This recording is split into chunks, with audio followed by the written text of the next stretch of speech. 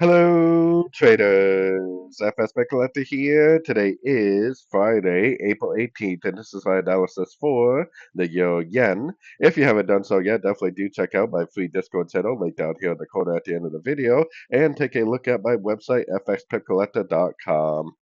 So anyways, the euro yen has been pretty sideways most of the week. Most of the Forex pairs have.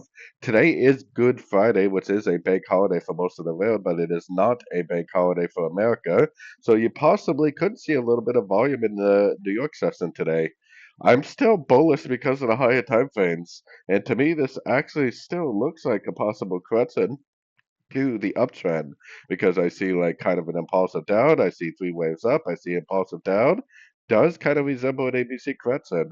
So I definitely would be recommending longs. We'll see if we have enough volume to actually make a decent long today or not. But I think that if anything, it is still in an uptrend on the higher time frames, and we should be leaning towards longs at the end of any pullbacks we see, especially because the higher time frames are definitely in a uptrend right now.